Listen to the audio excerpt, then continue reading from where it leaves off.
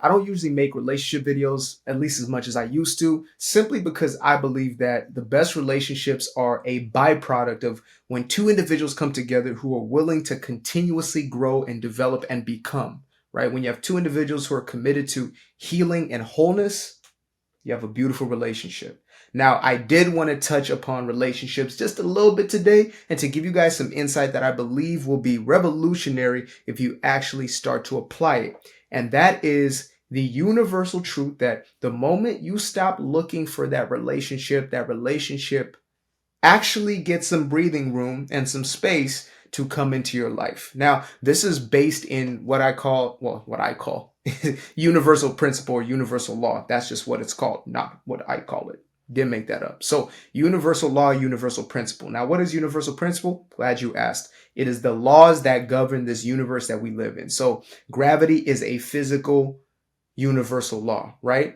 Now, a non-physical universal principle or universal law would be that like the law of attraction or the law of vibration, which says like attracts like vibration attracts like vibration. And so when we get into this dynamic of relationships, this does not change or alter. Just because you have a desire does not mean you can bystep the universal principle. Just because you want something so badly, you cannot go against that universal law. It's like, no matter how badly you want to fly, you can't jump off that building and think gravity is going to chill for that 30 seconds or whatever it is that you want to experience flight. You have to work with gravity in order for you to fly. That's why we have, the airplanes and the things that people put on their back when they jump off of cliffs, which is just crazy as all hell. But hey, more power to you. So, to understand this dynamic, we first have to understand what is the energy that we're carrying, right? So most of us are quite disconnected. I believe we're becoming more and more connected to the space, I guess, as time goes on and we evolve as human beings. But,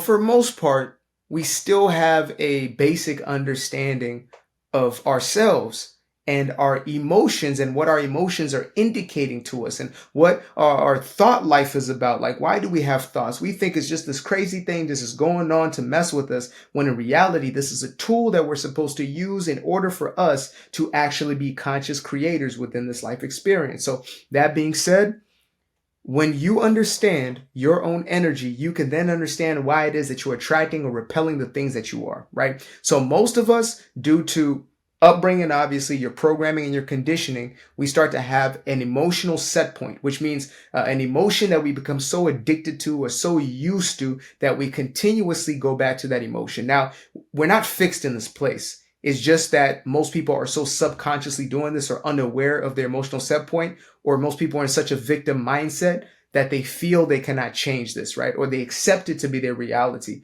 But the truth is that we can always change our emotional set point when we're willing to do that internal work of changing our thoughts, right? The acceptance, the forgiveness, the letting go, the rewiring, the getting new ideas in there and getting the old ideas out, all of that type of work. So again, understanding our energy is saying, what is my emotional set point? Am I somebody who is forever anxious and worried? Am I somebody who is always looking out for the worst case scenarios? Am I somebody who is always in an emotion of paranoia, an emotion of worthlessness? Am I somebody who always feels like I'm going to be abandoned or left? We can't attract a relationship to ourselves, especially a relationship that is going to be a healthy, wonderful, like the relationship of our desires, right? Of our conscious desire. We can't bring that into our life if we are believing that we don't deserve a good relationship, or if we believe that those type of people don't exist, or we believe that the world is unsafe, or whatever other emotional beliefs that we may still hold within what we call the emotional body, right? So we have to come to a place where we not only recognize that, but start to see how it plays out in our lives. So if you look at the relationships you had thus far within your own life, you will see this as clear as day.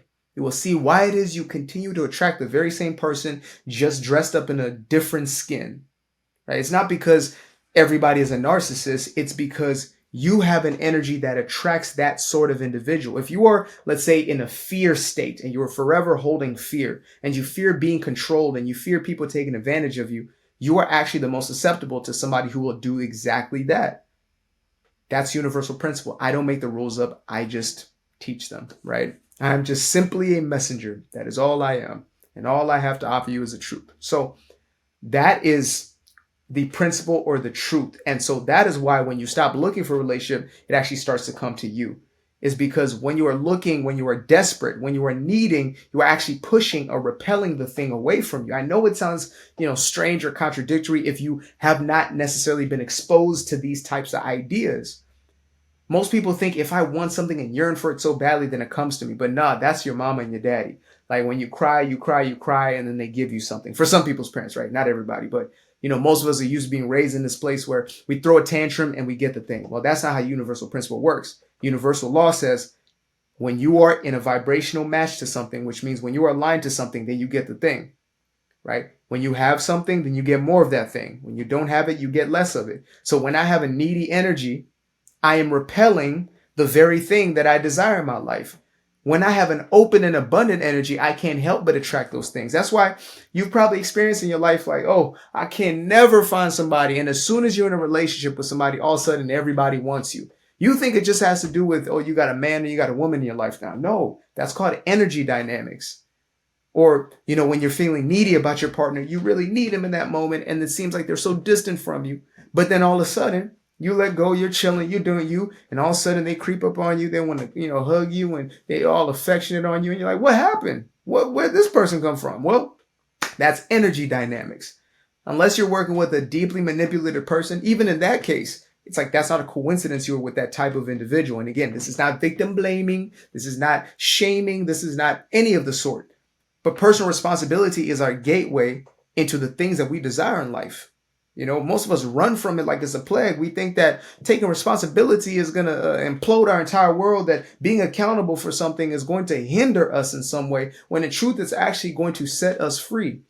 So we have to really come back into the space of understanding where we are emotionally, because that's what we're emitting, right? And our emotions are a byproduct of our thoughts. So if I'm feeling, anxious, then I go up to my thoughts and I see that, man, I'm thinking, these destructive thoughts or these toxic thoughts or these thoughts that are working against me as opposed to working for my greater good. And I'm not saying you got to quote unquote lie to yourself, but to speak truths to yourself. And the truth is not you are unworthy. That's not the truth. The truth is you are worthy and you are lovable. However, you've come to believe that you are not. That is a belief. The truth is that you are worthy, right? It's like saying, oh, well, poverty is the reality. No, poverty is not a reality. It may be a chosen experience or a chosen reality, but it is not the reality. Reality is abundance. And we can see that in all of nature. We can see that within our own bodies, right? They say that we produce, I think it's 3.9 million cells every single second. 3.9 million cells produced in the body every single second. I don't even know too much about botany, but I can only imagine what the trees and the leaves and the birds and the seeds are doing out there. Right? I can only imagine how much abundance is going on within the abundance we see of what is produced on the external of that tree. A tree is so fruitful, it will waste its own fruit. And yet we're afraid to step into our own abundance. Oh man, we're afraid to part with that $5, that $20 that we got, because we believe in poverty or scarcity, when in truth, abundance is a reality. And why do we experience it? Because we're so fixated on not enough. We're so fixated on not having the thing. We've trained ourselves into the feelings of not enoughness. And this is the same thing when it comes to relationships. So again, you can attract relationships all day, every day. We do by habit, unless you have a deeply seated belief that you're like unlovable, you're unwanted, people don't want anything to do with you. If you have that is a complete belief, and I've barely met anybody with this actual belief. If you have that belief, then yeah, you'll never be approached. Nobody will ever come into your experience. You'll have no interactions with any human beings. But for the rest of the world, the 99.99999% of the world, you're going to bring people into your life. But who you bring depends on what your energy is. What is your vibration? What is the frequency that you're emitting out and that is coming back to meet you? And it is only you who can choose that. Nobody else can choose that for you. You might think that it's your auntie, your daddy, your sister, your cousin. Though these people may have had an influence and an impact on you, that does not necessarily mean they are the gatekeepers of what you're attracting into your life. And so you have to get to a place where you come to a realization, a recognition, an acceptance, and then step into action. And the action is very counterintuitive, right? Because we're always trying to do something. That's the human way of living, or the ego way, the fleshly, the bodily way of doing things is I must do and do now. There's a fear, there's scarcity, there's all these things that are projected by this body that is finite. But the spirit is infinite. The spirit lacks for nothing. The spirit fears nothing. And so when we start to connect more to that spirit, that space within us, then we let go of the rush. Well, I don't need to rush. So we let go of the, well, they're going to find me. I'm going to find them. When it happens, it happens. And that's not saying, you're going to lock yourself in your apartment and somebody's going to show up. Well, actually, if you really do have that internal resolve of like a relationship is going to come to you, it will. It will find you even when you lock yourself up in your apartment. But, for, again, most of us, as you're walking through life, you will start to attract very different people into your experience once you start to let go. Once you stop having that needy energy about you. I should make an entire video about needy energy, because that is a pervasive energy in this generation. This neediness, this clinginess, right? For so many of us who did not have that sense of stability and nurturing and that tender love, right, that a child yearns for. We're now looking for it in our adulthood, and we become needy in a multitude of different ways. Sometimes we do it through control and manipulation. Sometimes we do it through,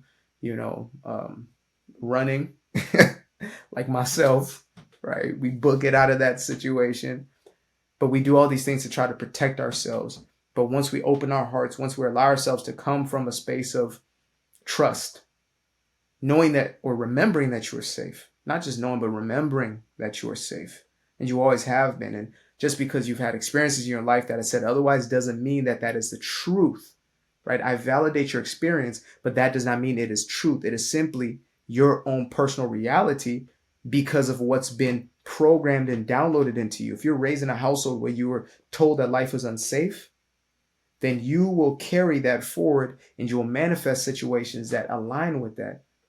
And so it's time for us to break free from that in order for us to truly be free within our lives. So as I wrap this up, I do want to give a quick shameless plug. This is my very first published book, Doing Me Guilt-Free. I'm going to make sure to leave the link in the description below for you guys to get your own copy. This is the note takers version, a real big copy, but I'm going to leave the link to the paperback version, the smaller copy you can carry around with you in your bag, your purse, under your arm, whatever it is. And yeah, this is the book I wish I had when I was 7 years old. This is the book I genuinely wish I had. And if I had it, I would have written this book at 8 years old, right? I would have started living out my purpose and my destiny very, very early on. But I am grateful for where I am, and I am grateful for you guys. And I wish you all the best in your experience. That's really it. Like, that's the message I want to leave you with, is take this, do with it as you may. Only you can. Nobody can lift a weight for you, as we say in the gym life. But otherwise, I appreciate you guys. Love you all. Peace.